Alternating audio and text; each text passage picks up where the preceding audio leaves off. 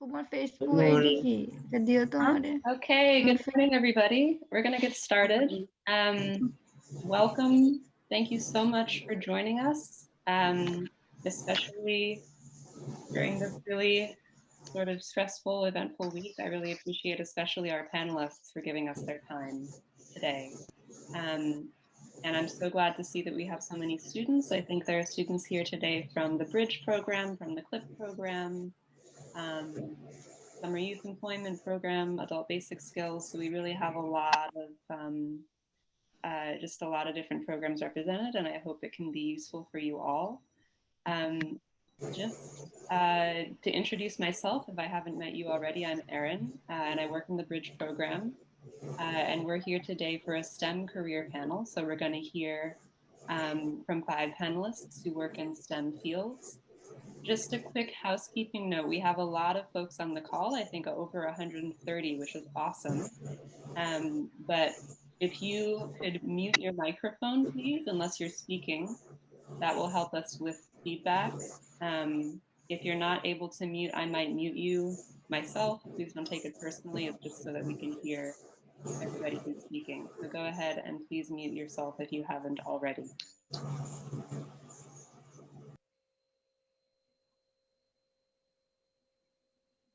Okay, great. Thank you. So just a note about our agenda. We have an hour and a half. We're going to try to wrap up by 12:45 today. What we'll do is some quick introductions. I'm going to go into a couple of general questions for our panelists. And then I want to save really at least half an hour towards the end for questions from students. I did receive some questions ahead of time. And I want to, if anything comes up for you spontaneously while you're listening, you can also use that opportunity to ask. If a question comes up for you before we enter into the Q&A at the end, you can either write it down for yourself or you can write it in the chat. And I'm going to be watching the chat, so I will make sure that we get to it once we have open Q&A at the end. Just another note about who's here today. So like I said, we're going to be spending time with our panelists for the first hour and 15 minutes.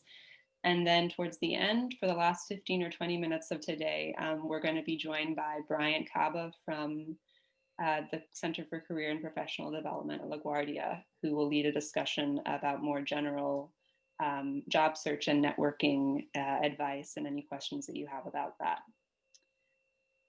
Okay, so to get started, my first question to each of our panelists is, could you please just introduce yourself briefly, the kind of work that you do now, and a lot of people are interested in one thing that you really love about your job. So who are you? What work do you do? And what's one thing that you really love about your career? Whoever feels moved to go first, I'll give you the floor.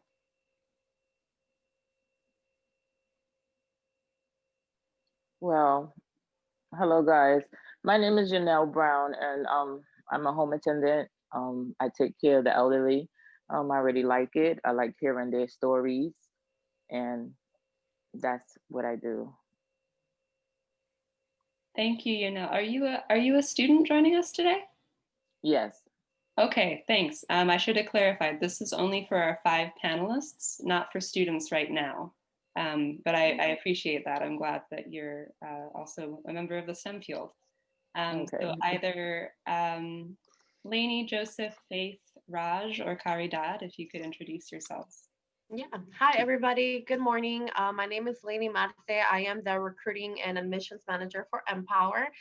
Empower, we're a nonprofit organization where we offer free programs, free tech programs, for free 6-month programs where we teach young adults the fundamentals of IT. So students learn everything about hardware, software, networking, troubleshooting. We pay for them to get their certifications, so the students get certified, and then we place them either at a paid internship with room to become permanent employment, give them a direct hire opportunity with one of our partners, or give them project-based work.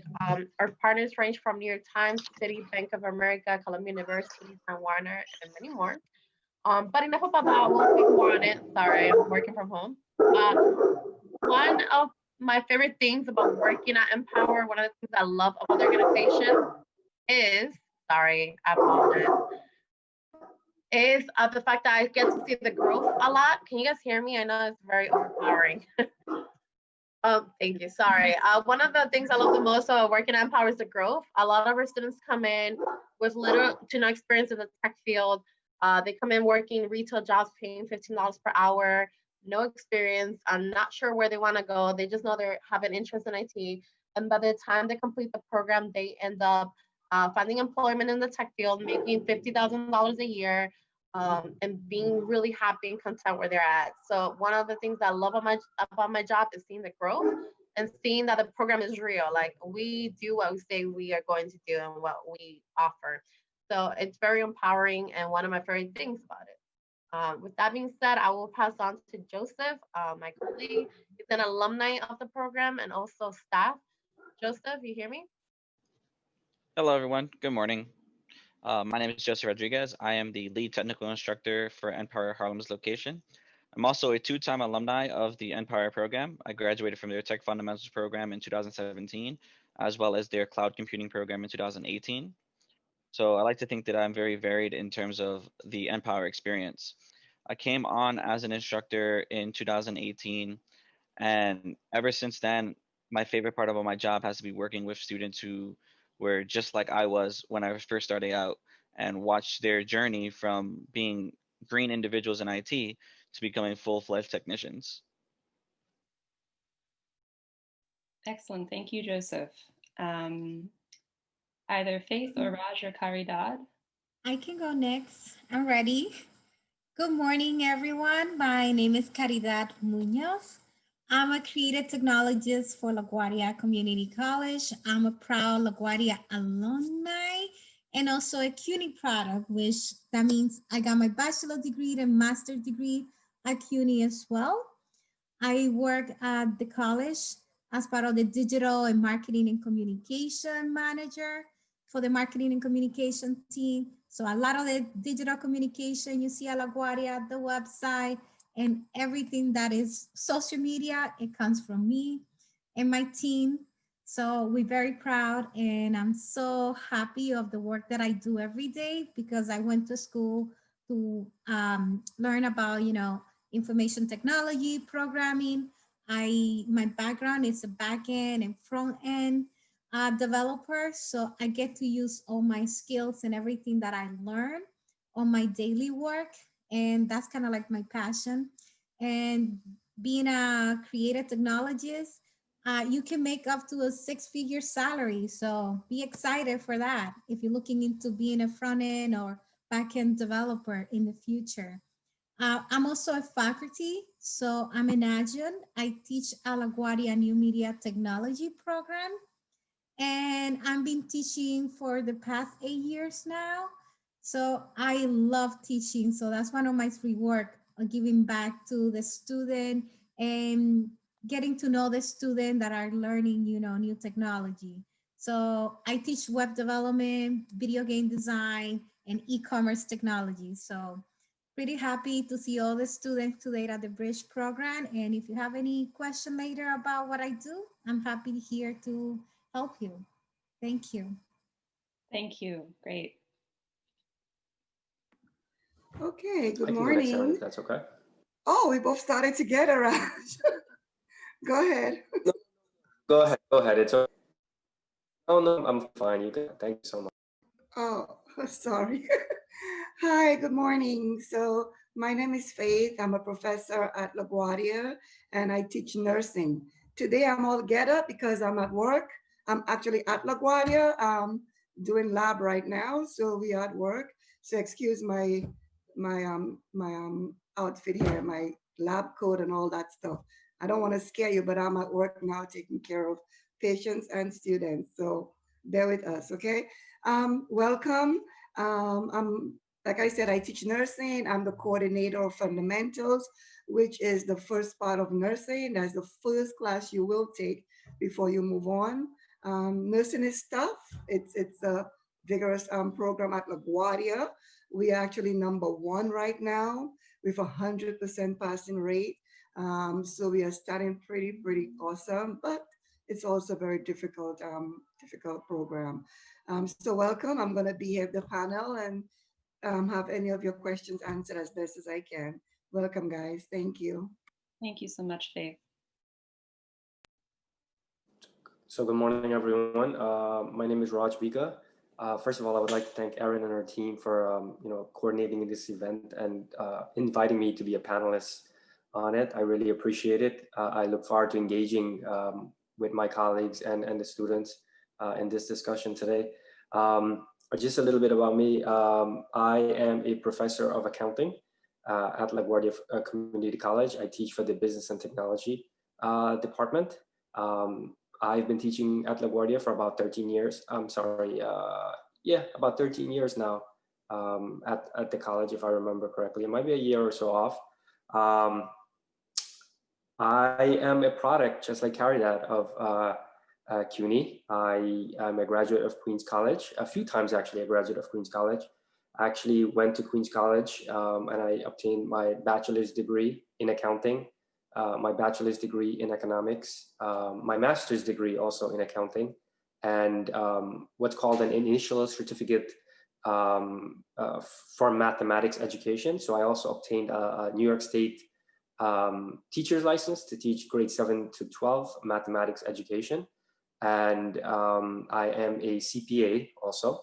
And I've been privileged enough to teach at LaGuardia.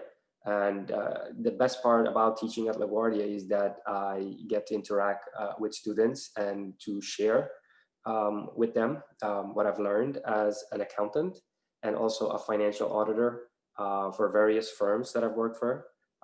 Part while I was at LaGuardia, while I was an adjunct in my my early years working at LaGuardia, and now I've become a full-time professor at LaGuardia. And I think the most important thing about my job and the thing that I like the most is that I get my voice to be heard. I get to share with students my experience, and hopefully that helps them. But I also get to learn from them. And the fact that our students come from so many different parts of the world, I get a window into the world from listening to our students and learning from them and learning with them. So I'm excited to be part of the discussion today and learn from you also. Excellent. Thank you all very much. So our next question, I want to get more into the paths that you all have taken. I know that students are really interested in hearing about your past experiences, what got you to where you are today, especially because often that path can be winding and not necessarily a straight one, right? There's a lot of kind of figuring out along the way what works best for you. So this question has two parts, and I'm going to take it in the same order that we just did. So I'll go to Lainey, then Joseph, then Kari, then Faith, then Raj.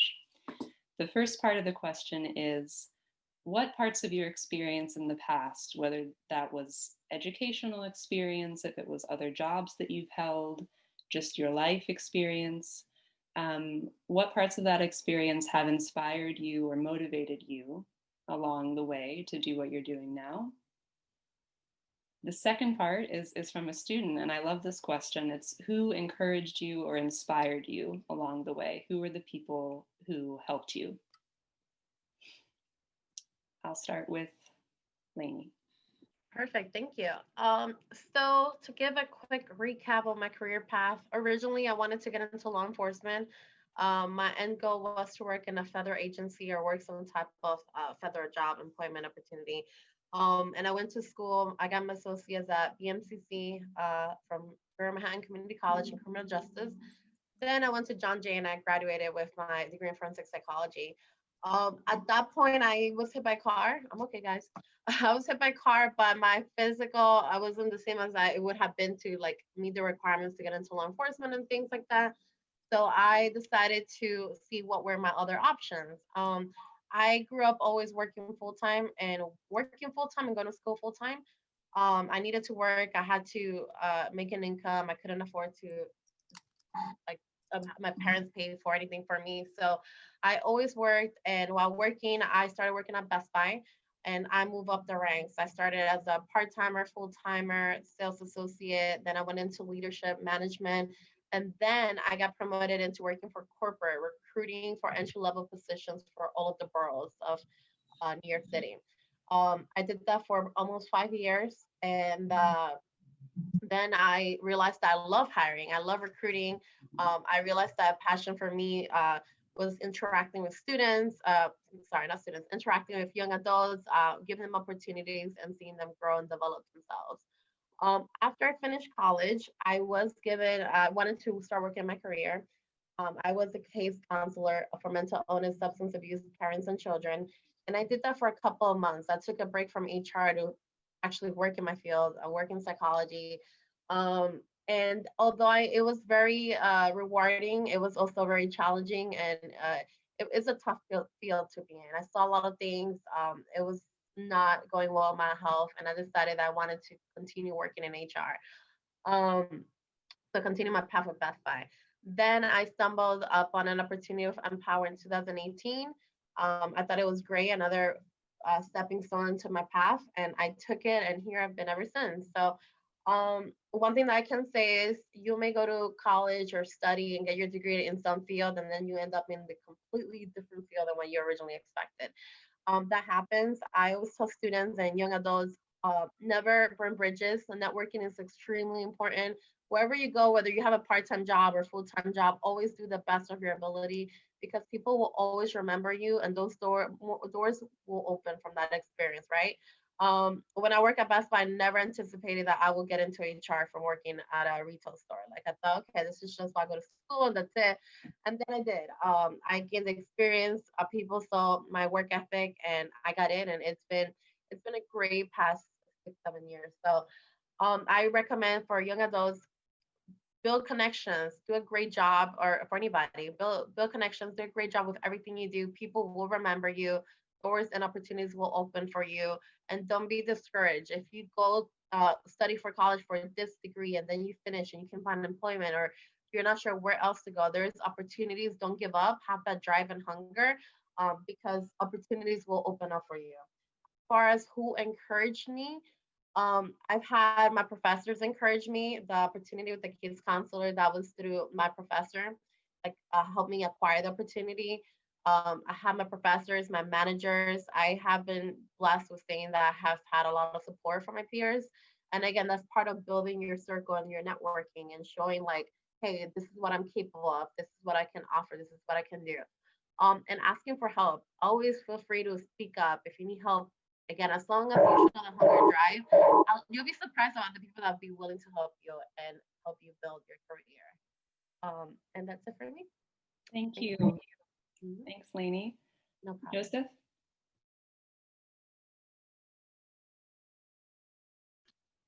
Hello, everyone again. So my path kind of starts in the 10th grade when I end up dropping out of high school. School just wasn't for me, at least at the time. And so I wanted to try to get into the work field as quick as possible. I started doing various different retail jobs.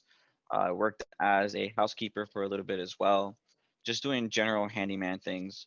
But I knew that that wasn't what I wanted to do with my life entirely. In high school, I had wanted to be a teacher, but I knew that if I wanted to get on that path, I would have to first get my GED. So that was my first step. Thankfully, there was a nonprofit very close to where I lived that offered a GED program, and I was able to get my GED after a lot of hard work. From there, I just tried going into college, but unfortunately, I couldn't actually meet the requirements since I dropped out before I took my SATs. So I didn't have any like scores or something. I forgot the exact reason why, but I couldn't get in without going through remedial classes, and I didn't feel like wasting the money on that. So I wandered aimlessly for a while after that before I found NPower. A friend introduced me to NPower, and while tech might not have been my thing right away, I I found myself enjoying the program once I was inside and eventually got my A+ certification. Shortly after that, I was actually onboarded as an assistant instructor, where well, pretty much I became the lead instructor, and now I can't picture myself doing anything else besides working with young adults to get them their technical training. Throughout my journey, there's been several people who've helped me out. One of the people, she helped me get my GED. She passed away in 2019 after a long battle with cancer. May she rest in peace. Another person who helped me out was the mentor who actually wrote my letter of recommendation for NPower. Um, a lot of times we go through life not really realizing the accomplishments that we do. And so when I got this letter from my mentor, it had all these accomplishments that I did, and I couldn't believe that that was me. And that gave me the confidence boost that I needed to get through NPower. And probably the biggest motivator for me is my current mentor. His motto is be humble, but be hungry. So be humble of any experiences you see. You never know down the line who may come back to you in your life. I've had students literally that I went to elementary school with, went to high school with, that I seen on the street. So you never know who you're going to run into, but you also need to be hungry. Understand that complacency in life means that you're static. You have no more room to grow. So you need to go and challenge yourself and put yourself out there. Be hungry to go ahead and achieve the things that you want to achieve. Thank you, Joseph. Caridad, I'll hand it to you. Thank you. That was so great, Joseph. Really love your answer. So for me, past experience, educational work and life. So from the beginning, I kind of like knew that I wanted to be in technology. Um, my passion always being like the design and the technology aspect. So when I was in college, taking a LaGuardia, my associate degree as an information technology programmer, I remember like, you know, it was a new environment for me. I was in a new country. The language was different. So I was new to learn all these different, you know, things that I was not used to. I'm coming from the Dominican Republic. My parents came to the US, you know, in order to look for like, you know, better education for us and everything. So for me, it was all, you know, a challenge. But at the same time, I knew that I had to like, you know, keep trying and do it because I saw all the sacrifice and everything that my parents were doing. And I think one of the things that got to me from my past experience is that one day I was on the train with one of my uncle. My uncle was a fashion designer. He was an amazing fashion designer that worked with Oscar de la Renta, with um, Michael Kors, and a lot of this big designer at that time. And he took me on a tour to one of those fashion designer, you know, places. And then when we were coming on the train, he was like, you know, this place, this country has so many opportunity and it's up to you to take it. So I encourage you to like, don't waste your time, take all this opportunity and be yourself and like go for what you want to do. So that stayed on my mind forever because little that I know, he was only 27. And then right after that, he passed away on a tragic accident. And it was like, for me, that kind of like, you know, marked my life and see like, oh my God, such a young person that has such a brilliant future.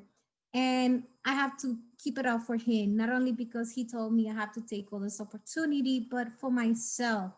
And that kind of like motivate me a lot to put all my passion, all my work into what I do and to keep pursuing my dream. So not only when I finished LaGuardia, I went ahead and did my bachelor degree at another CUNY at City Tech. But right after I finished my bachelor, I wanted to continue with my master degree in science. And I'm like, this is what I want. This is my passion. And I love what I do every day at my work. I have the great opportunity of working with amazing people in my team. I have a group of developers that I oversee and a group of great designers that I also oversee. So for me, seeing my product and what I do, it's kind of like very rewarding. And throughout my entire career, I have the support of my family and also great mentorship from different professors and different people around, my professional life that encouraged me to keep going. One of my professor from the new media technology, he was the one that encouraged me to teach. And I remember I was so afraid of teaching, or I never thought I was going to be teaching at all, or that I was going to be in front of any classroom or student. And one summer, he's like, I got to go on vacation and I need someone to teach this video game class. I want you to teach the class. And I'm like, not me in front of a class. I don't think so. But he's like, come on, you have the skills, you have the knowledge. I want you to do it. I was so afraid that the first day in class, I thought I was going to pass out. I was totally like, oh my God, let's breathe in, breathe out. You can do it. You have the skills. You can tell the student what you know already.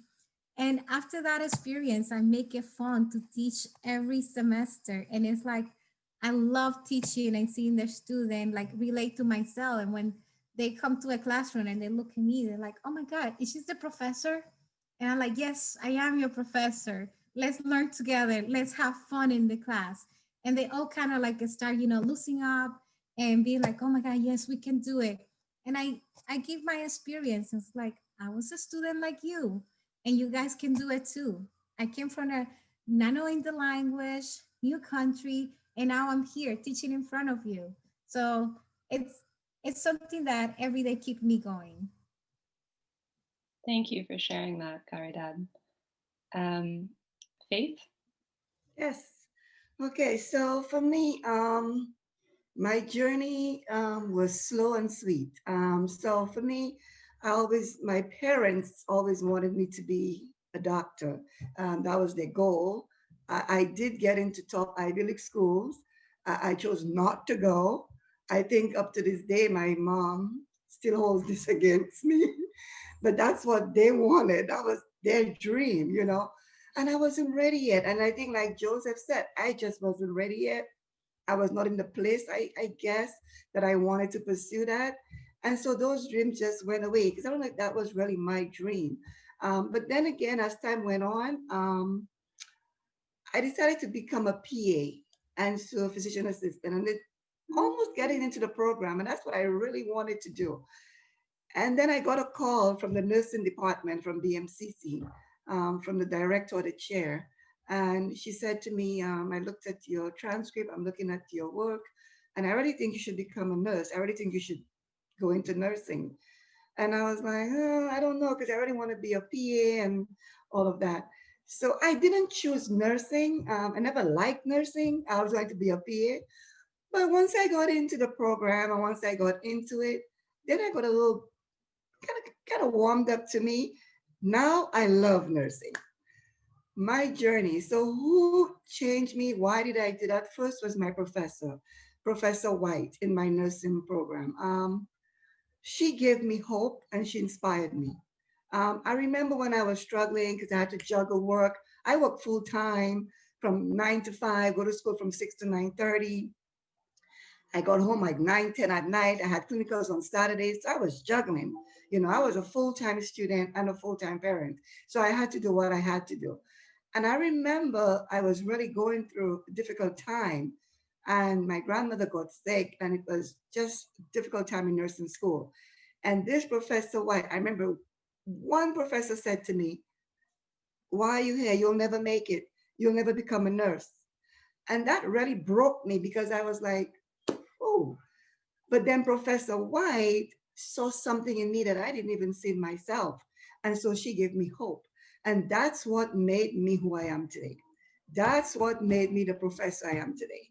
I've always been humble and I will remain humble. That's something that's just in my nature. I've always been that humble person. Never felt I was up there. I'm always thinking I'm below and I'm the low of the low. Because I always think that's how we should be in life, right? We don't have no power. But then my grandmother got sick and I had to leave nursing school and I had to go to St. Lucia where I'm from. And I had to fly to St. Lucia to see my grandma. And when I saw, how she was treated, they didn't have houses, of course, the poverty and just everything that was just around her. I said to myself, wow, then I need to make a difference. And maybe that's my calling. Maybe that's my true calling, to be a nurse. And I stayed with my grandma for about 3 days before I had to get back to school. But at that moment, that changed me. And that told me this moment that this is what I want to do. And that's where I want to be. Who inspired me? My grandmother. Because I call her auntie, her soul rest in peace, because she took care of each one of us with her bare bones and with nothing. And she taught us how to care, how to love, right? And how to always, always extend our hands to one another. That's nursing. We have to care. We have someone's life in our hands. And so my aunt was my inspiration. She was the one that inspired me and still inspired me. And my Professor White, I think she was the one that truly changed my life and made me who I am today. So thank you, guys. Thank you very much, Faith. Raj, I'll hand it to you. Thank you so much. Like Caridad, my family and I, very similar story, I would say. I came to America, and my family and I, my mom, my dad, my brother and I, when I was 10 years old. This was, I believe, 1990. When you come to a new country, it's it's like it's a shock, to kind of assimilate yourself and to fit in. So when I came to America and my parents, it was hard for us. Back then, the minimum wage was $4.25 per hour. So my parents, both my mother and father, when they came, they worked in factories, and an 8-hour day would pay $34. An 8-hour day for working at a factory would pay $34 for the two of them. So the two of them together would make $64 a day. And my brother and I, obviously, we were young. I was 10, my brother was 11. So we would go to school, and I didn't really like school at all. So my parents had to balance their responsibilities at work, balance our school responsibilities. We all shared one room. This is a true story. We all shared one room. My parents worked in the factory. They're making $4.25 an hour per each. And I remember days that all we had is that my mom and dad, I didn't know the story until after I got older, is that I don't know, that the can of beans, the garbanzo beans, my mom and dad would give us the garbanzo beans to eat, and they didn't have food to eat. So they would give us the food, and they wouldn't. And I didn't know that they didn't eat when they were going to work until later on in life, obviously. So but throughout all of those struggles and the hard times, my parents always preached to us, always be good, right? Do good, and always go to school. Always go to school, get your education, because that's the only way you can make your life better. That's the only way that you can make your life better. A few things that I've learned from my parents and from life and people is that life is this short. Life is this short. It's very finite, and you have a limited amount of time. Someone said this before in our conversation today. You have a little bit amount of time to live, and what you do with your time matters, right? What you do with your time matters, and obviously, what you do with your time will be your story, that you're gonna have to share, and people will remember you by. So you gotta think about what you're doing with your time in life. Is it worth it? The way you treat people, the way you interact with people, what you're learning, what you're contributing to society.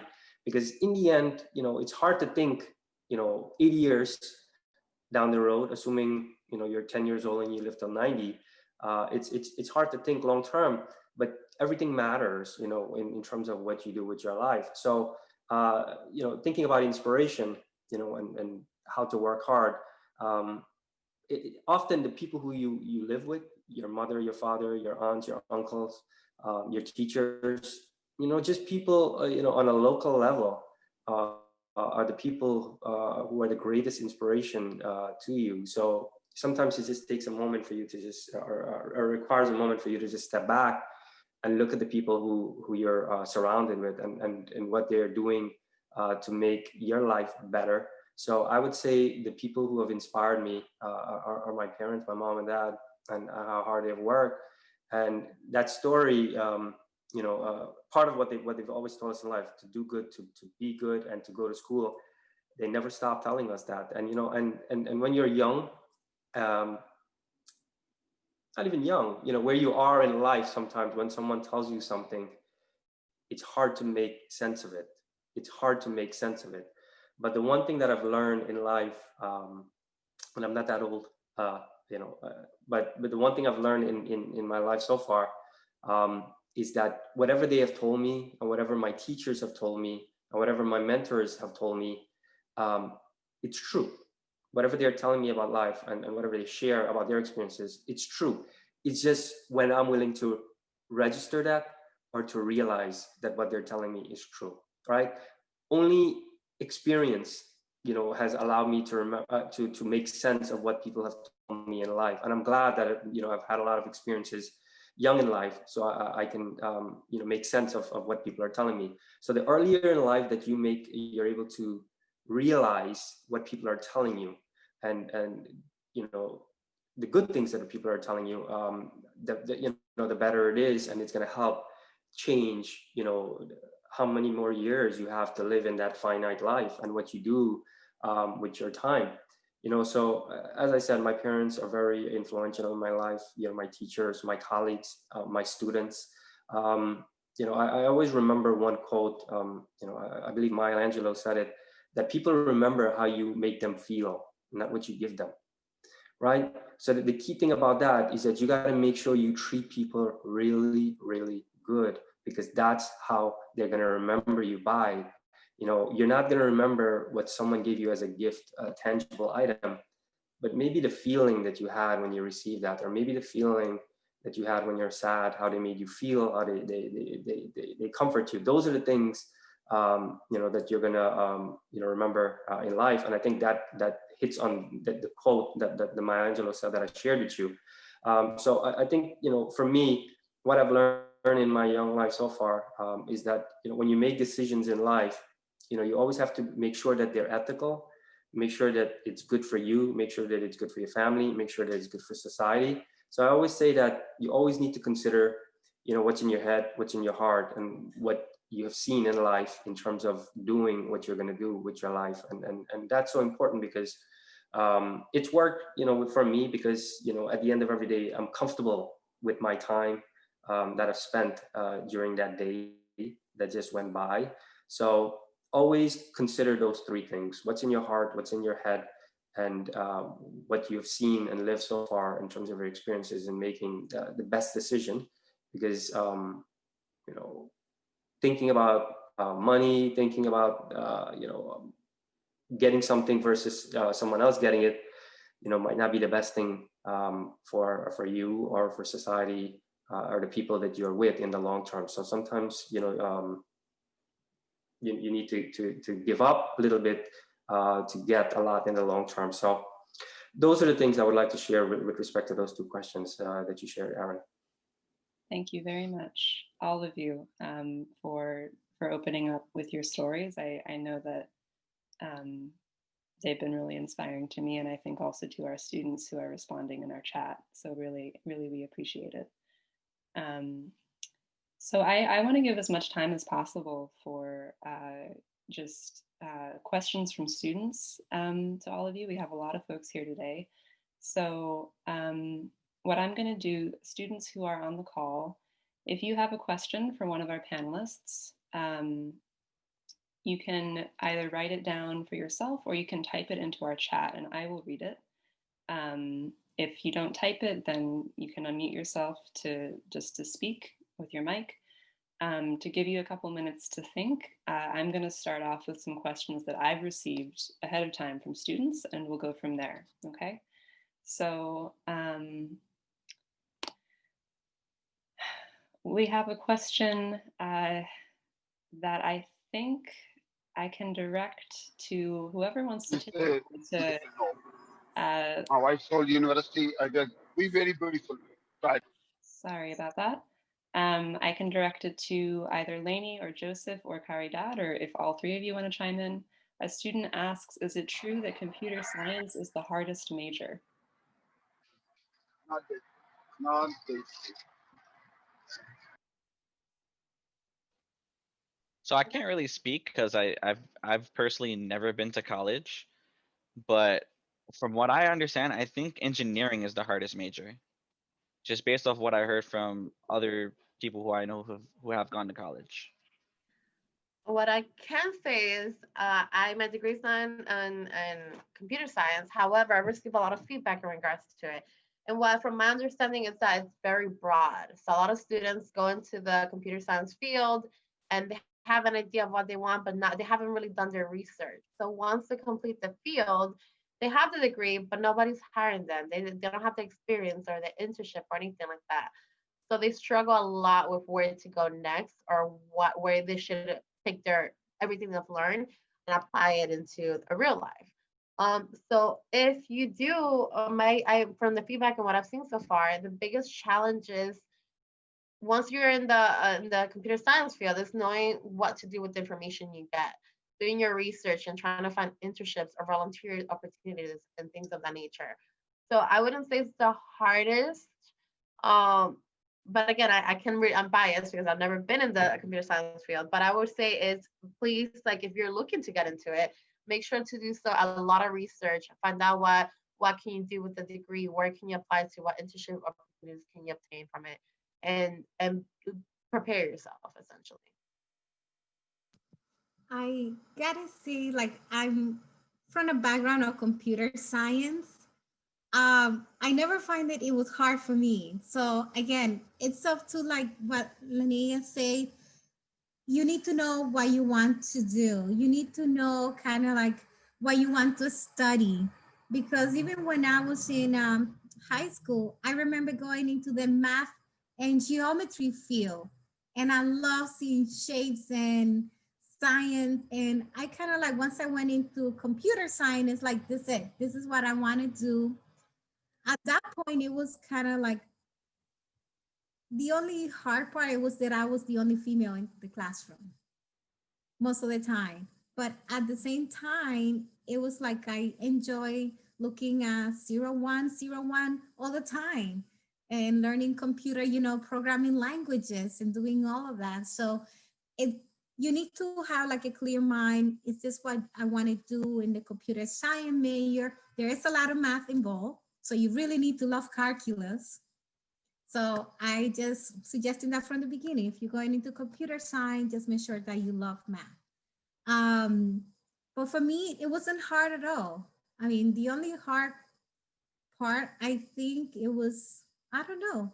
Yeah, just that I was the only female most of the time into most of the classes. Thank you. I think that's really helpful. Our next question is for Faith. A student asked, how long does it take to get a degree in registered nursing? And after I get this degree, can I start work as a nurse, or will I need to take some kind of training, additional training?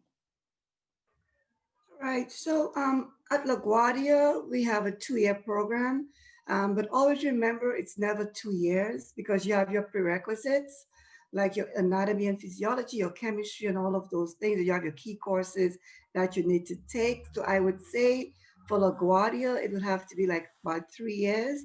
Nursing is never a 2-year degree, never. It's always a 3-year. If you go to the 4-year, obviously, then that's the 4-year because they do the research and all of that first, and then they go to the practical. For us, we go hands-on to practical, and we involve every field. So for LaGuardia, I would have to say 3 years. Now, of course, if the new law is that you have to have your bachelor's before you can work. However, if you show proof that you got your NCLEX, your RN now, and you show proof that you're registered in a bachelor's program, they will hire you. With the climate we have right now, with COVID-19, My students right now are working. They're actually calling us and saying, we need nurses, we need nurses, we need students to what we need it. So right now we don't have a problem with hiring. They are actually hiring our students. So unfortunately with COVID-19, this is what happened, but it's a good thing for nursing because we are in demand right now. So I would have to tell you, with the program, I would say 3 years. Of course, you can do it in less if you want to do like 18, 16 credits, which I would not advise you to do because you do not want it to affect your GPA. LaGuardia has a pretty strong, rigorous program, and you want to hold on to a good GPA to get into the program. And to stay in that program, you honestly have to put the work and effort into it. So I would say 3 years, but you will definitely get a job once you graduate in this climate. Having said that, training, what training? When I graduated from nursing, I was just thrown. When I got hired, I will never forget my experience. I would cry every day. Every day. I lived the floors. I'm on my way home and I'm in tears. Oh my goodness, what did I do? I could have done this better. Why didn't I check the labs? Why didn't I do this? Listen, all that comes with experience, okay? We will get practical because that's what I'm doing right now. I'm in the clinical areas, I'm in hospitals. You're gonna get all the hands-on for the 2 years. When you get into the hospital, that's a whole different ballgame.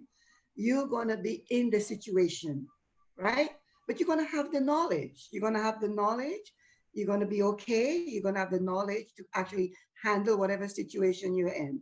When you have a patient with COVID-19, none of us didn't have the knowledge, including me. This is all new. But what do I know? I have to put my nursing hat on first.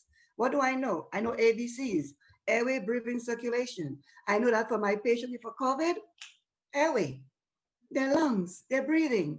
So as a nurse, when you have that knowledge, no matter what comes your way, just keep the fundamentals. And I think you'll be fine. I hope I answered the question. Definitely, thank you. And I see a couple other questions coming in the chat, which is great. Thank you to everybody who's writing, and we're gonna address those soon. I have a question that came in for Raj, I think. The student asks, will I be able to get a job in a bank after I get an associate's degree in accounting, or do I have to do more?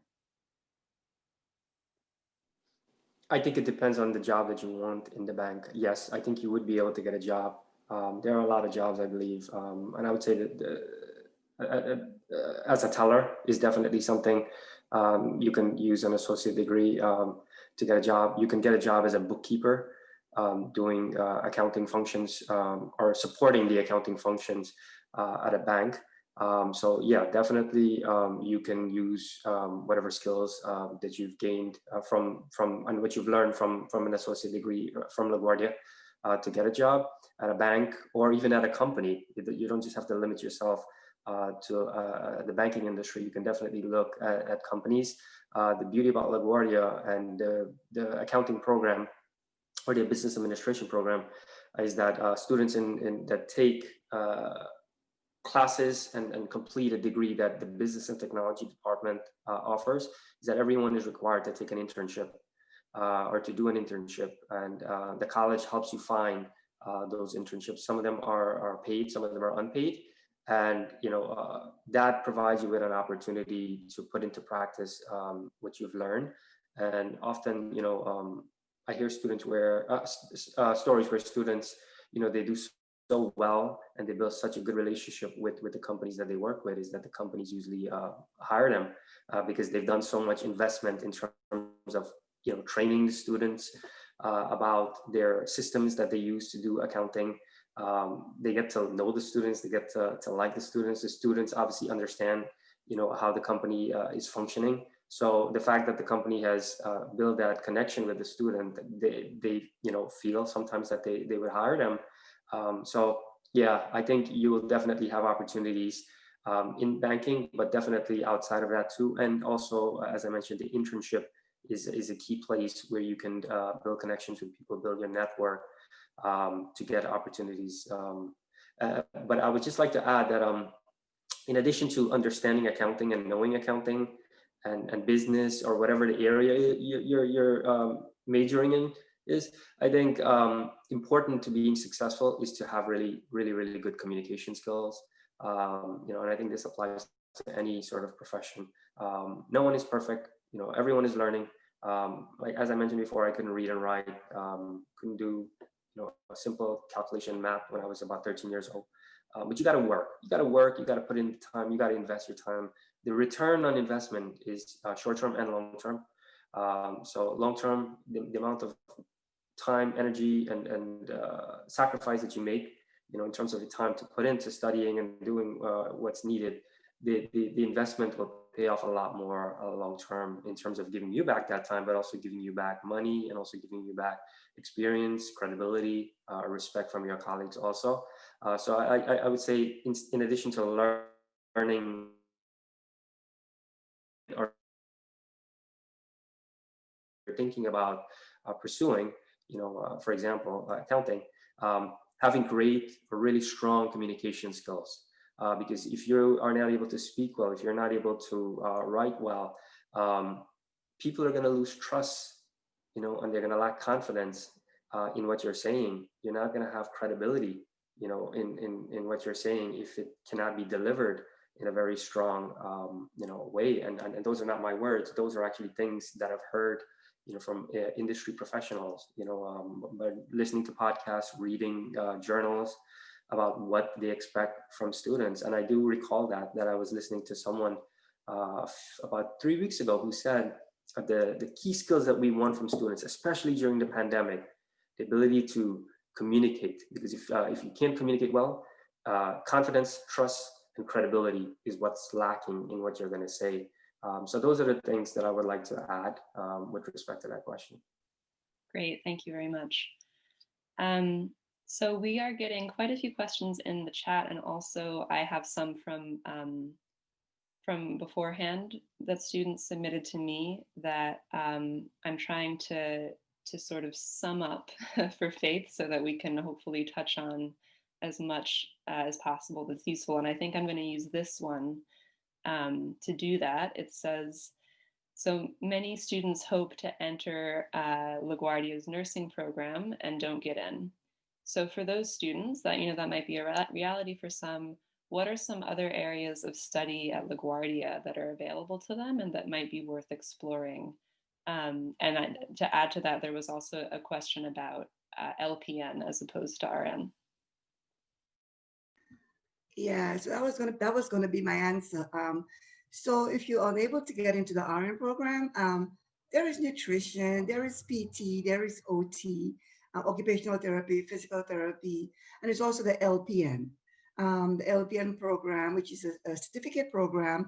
And then from there, we also have the LPN to the RN program bridge. So once you get your LPN, then you can go on to become an RN for the bridge program at LaGuardia. So my advice to you would be, if you can't get into the RN, try to go for the LPN. I think that'll be the next best option for you. Don't think it's easier. I taught the LPN program. It's also still vigorous, right? Because it's a 10-month program and you're touching everything within that 10 months. But I would say, please try the LPN if you're unable. Don't just give up because you did not get into the RN. True story, I have a lot of students in the RN program who did not make it, who actually did not make it.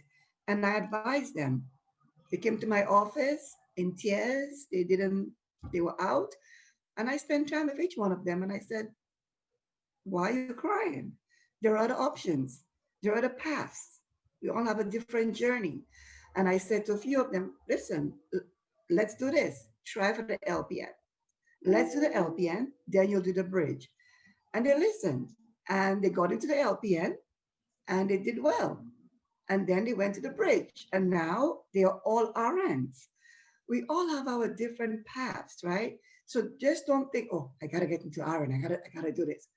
Not all of us have the same path. Not all of us have the same resources. Not all of us have just everything laid out for us, right?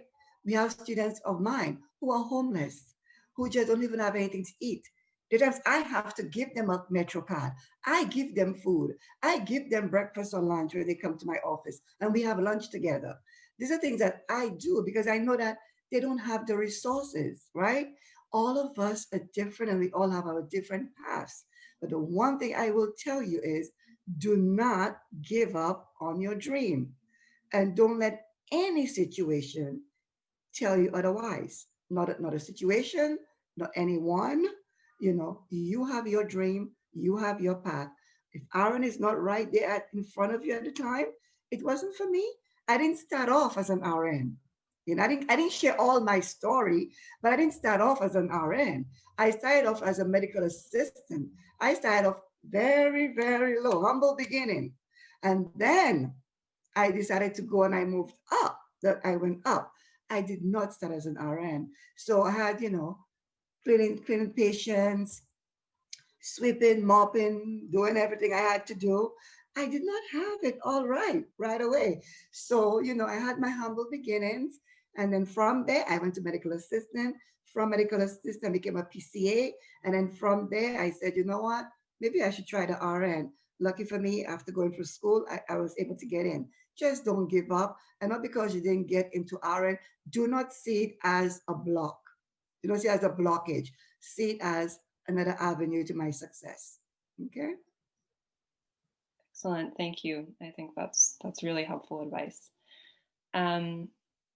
So next question, a student says that she would like to ask Caridad. This is actually similar to what we just asked Faith about. What other areas or fields of work are related to computer science? That's kind of a broad question, but maybe similarly, if somebody finds that computer science isn't necessarily what's right for them, maybe because they're not, they don't love calculus, as you said, or it's not really working for them. What other areas might you encourage them to explore? There are a few other areas that we can go, like by doing, information technology. There's the video game track at LaGuardia. We offer gaming track. We also have the software development track, and also the new media technology major, which you can, learn a lot about digital technology. Like if you just like to do design and do digital animation, you can go into the new media technology and concentrate more into what we call the front end, or designing and creating, digital artwork. We also have the music track, which is very related to that. You can combine a lot of, the technology that you learn in class with a music degree. But you can do, right now I'm doing my work, it's all related to marketing. So I'm combining all my technology background with digital marketing at the moment. So you can go into digital marketing and social media manager and do so many things with having, a technology degree at the moment. So it doesn't stop by just having like a computer science degree. You can go through all those different variations right now. Great, thank you very much. So I have a question that I want to throw to Lainey or Joseph, whoever wants to take this. A student asked a general question about what are the most difficult issues that either you face, or I know that you work and advise students who are studying technology. So what are some issues that you see people in that field facing, some challenges we could say? And what are some strategies for coping with those challenges, right? What is kind of the hard part that you see people struggling with? So some of the challenges that I see people struggling with, whether in the program or outside of the program, is where to start. The tech field is very high on demand right now. As I mentioned earlier, entry-level positions pay starting at $50,000 a year and up, entry level, and mid-level is like $80,000, $90,000 and up a year. So a lot of people want to be in the tech field, but they don't know where to start it because it's expensive or they don't have an idea. And that's where our program comes in, right? And because our program is free and we provide that opportunity for our students. After students come into the program, some of them struggle with what to do next, like they want to continue going with their education. We do offer advanced certification programs in cloud computing and cybersecurity for Empower. But again, the biggest struggle that I've seen with students is where to go to gain that experience or how to gain that education without paying a lot of money out of pocket. There are a lot of boot camps out there for the tech field and they're very expensive. So I would recommend young adult, the students or whoever may be interested to do a lot of research, and not just in the tech field, right? There's a lot of different organizations, nonprofits, and different programs out there that are free in the different fields, whether it's in the medical industry, food industry. I've seen a lot of different programs where they give you the exposure and give you some experience or some certifications or something to give you a more exposure to what you're interested in or what you want to pursue. At Empower, we do have a lot of students that apply to the program while attending college, after they finish college, or before going to college, because one of the biggest factors is a lot of people go to college, and which is great. You want to get the education, but after you get the education, how do you start working? A lot of employers want like, I need you to have 2-3 years of experience on that field, etc. So how do you gain that experience, right? And that's something that Empower we do. Not only do we give you the education in the tech field, but we also give you the exposure to the experience, whether it's at the paid internship or help you find a direct job opportunity or give you project-based work. That's something that we do. So it's a very well-rounded program. And again, there's a lot of different programs like that, not just for tech, but in other fields. So I would encourage those students to do your research, see what the options are. For example, me, if I would have known about this back then, I would have taken it. And another thing too, keep in mind that the tech field is everywhere. Whether you're interested in the medical field, you can apply your technology experience in the medical field. Or if you're interested in the educational field or the finance field, there's always a tech department. So it's important for you to do your research, take advantage of the opportunities you see. Again, we have students from NYU. They finish NYU and they can find a job and they apply for a program because they need that experience and that hands-on learning. So take advantage, do your research. It can be challenging, but again, there's a lot of resources and things out there. So it's very important for you to take advantage.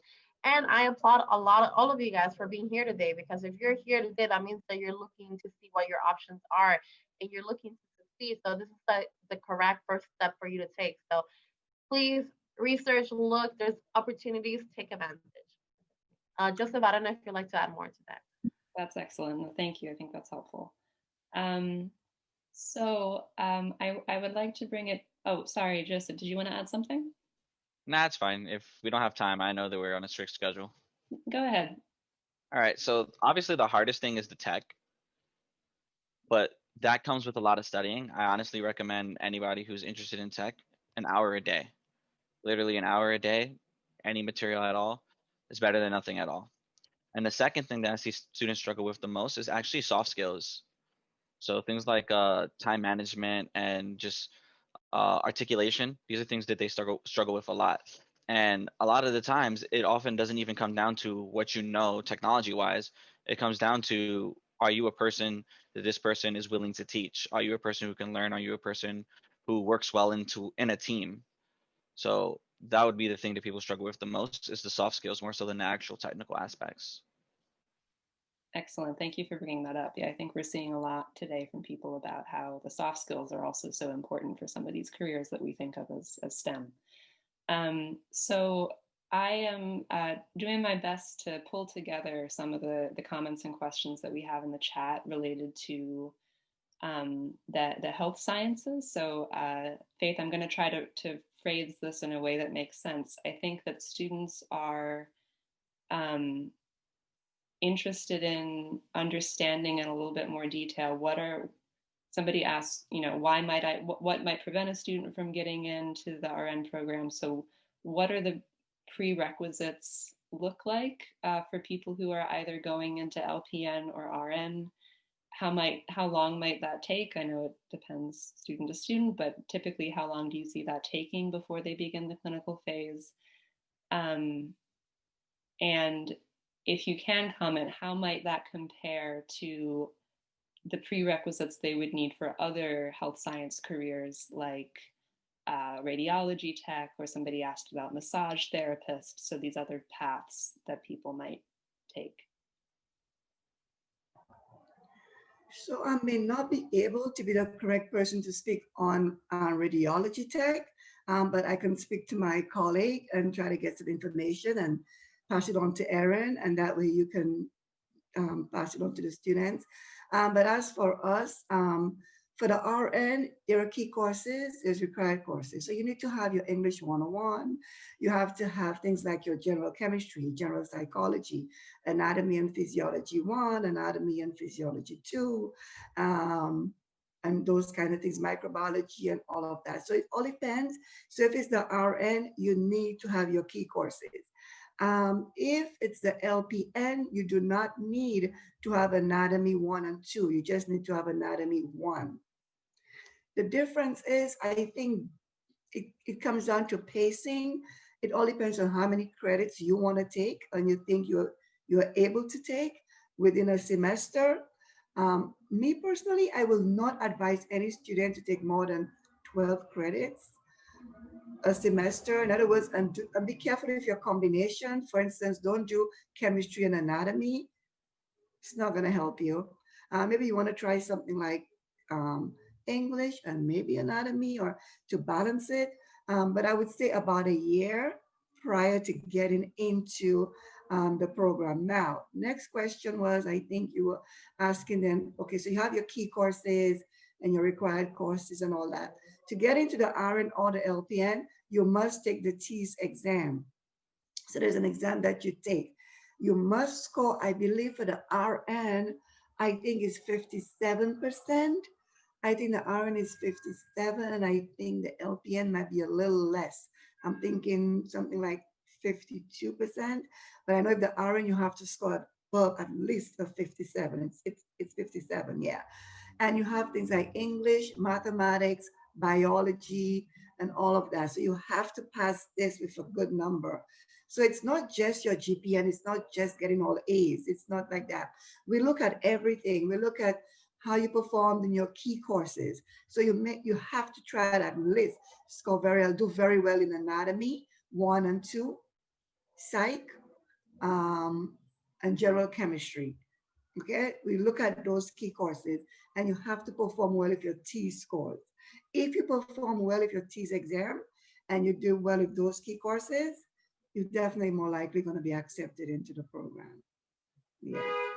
I hope I answered it, Erin. Is there anything I missed? No, I think that's helpful. I think there's always going to be individual questions. You know, we can't sum up everything, but that helped me also understand. Okay.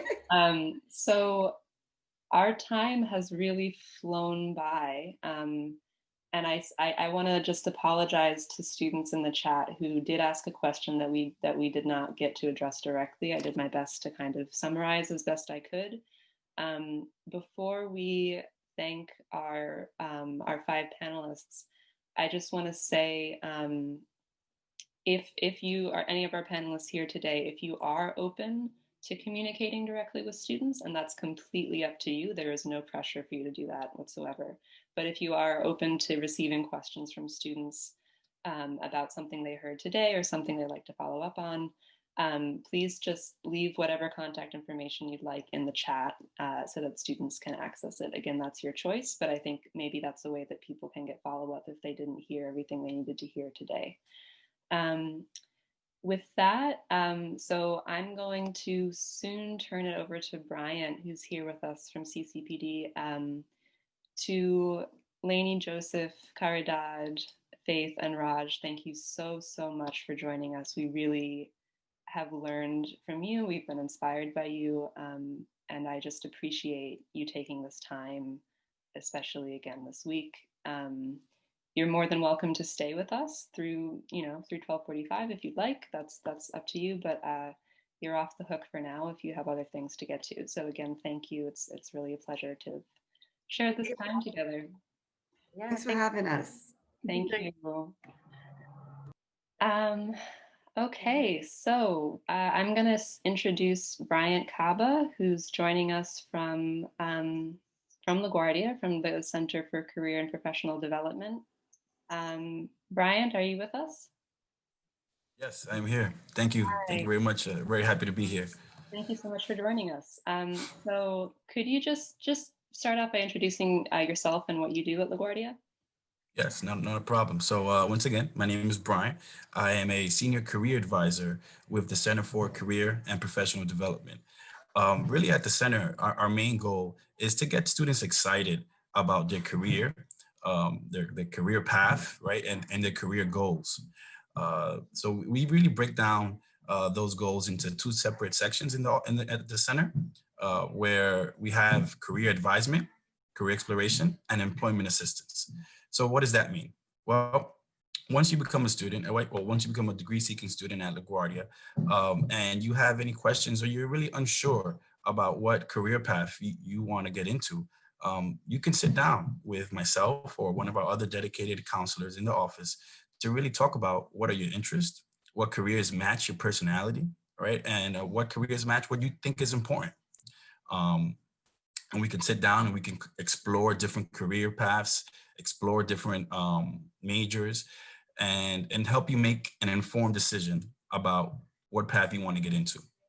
On the other hand, we also offer employment assistance, right? And that's just what it is, right? We help students find jobs, whether right now, right before you graduate, and even after you graduate, okay? Because as an alumni of LaGuardia Community College, we are forever in your debt, right? So you can come back at any time after you graduate to our center to be assisted with job search, all right? And some underlying services that exist under the employment assistance, well, we do resume reviews, cover letter reviews, interviews, prep, right? We helped you build your LinkedIn profile. We help you build your professional pitches for when you're interviewing. We hold job fairs. We just had a job fair on Tuesday, all right, where we had about 15 employers on a virtual platform through Career Connect. And I'll talk about that in a few seconds. But these employers were on Career Connect to hire our students. They're always contacting us with opportunities because they know that we produce a lot of great students at LaGuardia.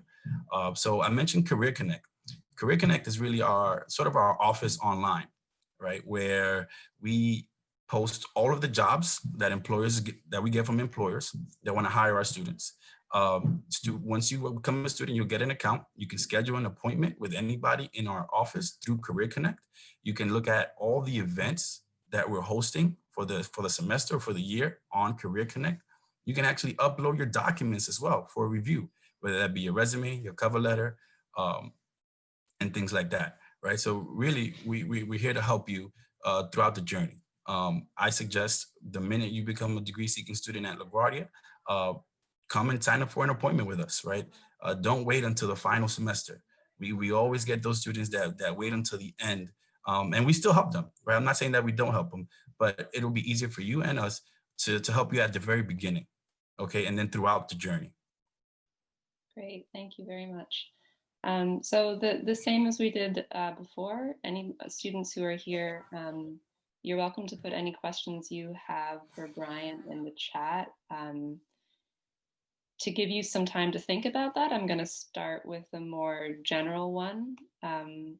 So keeping in mind that we have students on this call, many of whom are thinking about starting college soon or maybe next year, so they might not be in a position to be looking for a job right now, and some of them are job seekers.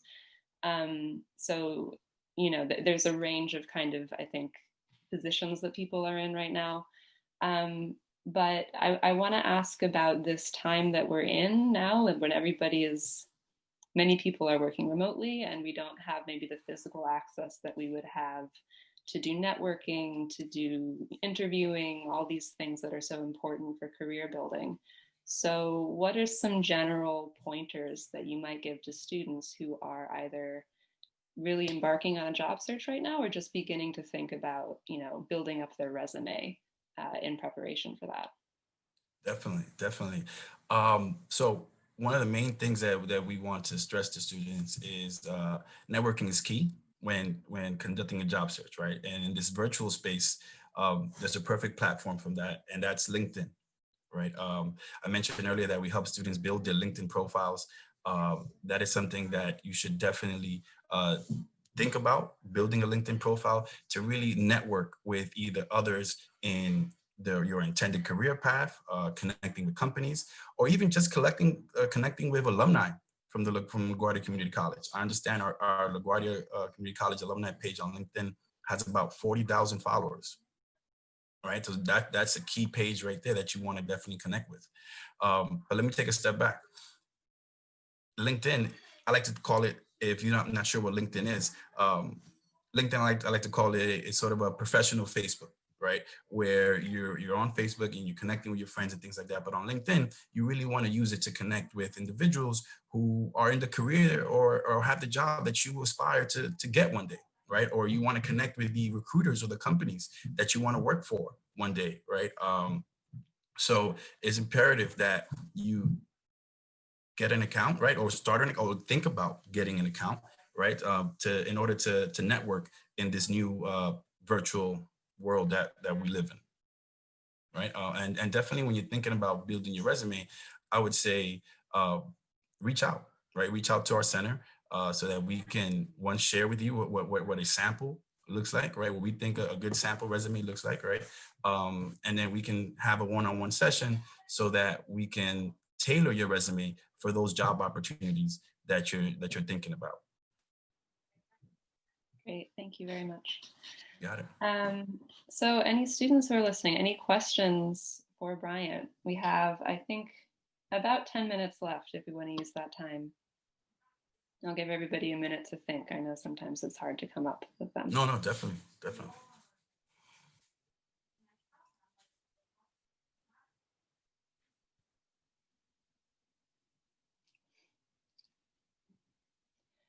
While we're waiting, so we did this last night and had a similar session with students, and one of the students brought up a question about remote work, which I think is really broad, but she was saying, I think this time that we're in, where we're seeing kind of more companies transition to remote work, is kind of inspired her to think about like the long term. And she's a person with, I think, a young family, so I was thinking, that it might be more convenient for her to be home and doing work from home. Is there anything that you can say to students who, might be thinking like remote work is really one of my goals, but they don't know where to start, like what kind of fields to start looking in? So in terms of fields, I know right now in the office we have a partnership with Parker Dewey. Parker Dewey is a company that sort of like a recruiter for other companies, and so our partnership is really structured around what's called a new term now, right? It's micro internships. Okay, and these micro internships, students are paired with a company for about maybe anywhere between 3 weeks to maybe 2 months or 3 months, right? Where it's all remote work for right now. So if you're thinking about getting into remote work, right? Just like we would advise students, if you're thinking about a career, right? You first want to do some type of internship in that particular career to get a sense of what it's like, right? To see if you like it, right? So I would say once you become a student, come to our office, talk to us about the Parker Dewey micro internships, right? Which is strictly remote opportunities at this time, to see if you would like that style, right? I know myself, I have two children at home, and remote work could sometimes be a little bit difficult for me, right? Because they also go to school at home too. So, you probably heard my daughter in the background doing flips and things like that. But, just so that you can try it out, right? So it's the same kind of concept. If you wanted to go into a particular career, we would advise you to get an internship, right? If you want to work remote, then that Parker Dewey micro internship would be something that you really want to get into to see what the remote work style is about. Hopefully that answered. Definitely. Yeah, I think that's really relevant. Linda wrote in the chat, how can I think to yeah, that, go Aaron? ahead, Raj. Sorry, I was muted. Go ahead if you wanted to say something. Yeah, I just want to add a little bit onto what Bryant was saying. I think you know, what I've heard from industry professionals is that I think every sort of like industry is rethinking how they're doing business at the moment, and they're learning a lot, because what we are seeing is that you know, a lot of companies are learning that if they have their employees working from home or remotely, you know, the company is saving a lot of money, you know, in the sense of you know, rent, utilities, you know, insurance for buildings that they own. And also what they're learning is that they're learning that the pool of people who can do a job is greater now, right? Because the unemployment rate increases so much. So what companies are doing is that they're thinking about, you know, and this is giving rise to something that they're calling the gig economy. They're thinking about sort of like, since the pool is so big, just contract someone to do a job, you know, when needed. And people would be willing to do it because of the fact that the market is competitive, regardless of, I think, the field that you might be in.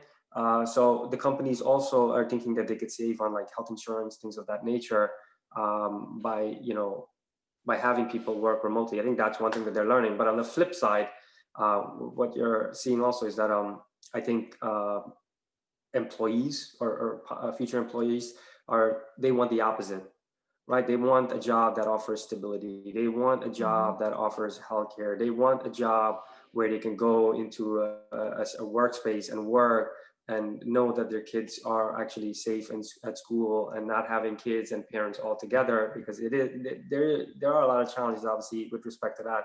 So you see this sort of like clash between employers wanting sort of like to move to the gig economy, but people learning that, you know, when you have a job, you want the job that offers stability, a job that's sort of like a routine and permanent, and giving you a good salary, a consistent salary, but also, you know, stability. So I think, you know, that clash, you know, is going to help shape, you know, how people work and where they work remotely or in, you know, at a workplace going forward. Great point. Yeah, thank you for bringing that up. We have a question from Linda in the chat. It says, for Bryant, how can we learn about the Career Connect recruitment sessions, and how do students get in touch with you or somebody in your office? Great, good question. So once you are enrolled as a degree-seeking student at LaGuardia, we will automatically create an account for you, right? That you will access through your My LaGuardia student portal. It's a little red briefcase that's going to show up under your e-tool section, okay? And that's LaGuardia Career Connect. So that's how you can learn about all the events, all the recruitment sessions that we have coming up. As well, we also have a virtual office on Microsoft Teams. So once you get enrolled as a degree-seeking student, you will have access. We will try to upload you onto Microsoft Teams so that you can get messages about our events and our opportunities that are upcoming. And if you want to get in contact with me, I can easily just put my email in the chat. And I'll put both my office email and my email so that you can have an avenue to contact us in the office and myself. Great, thanks very much.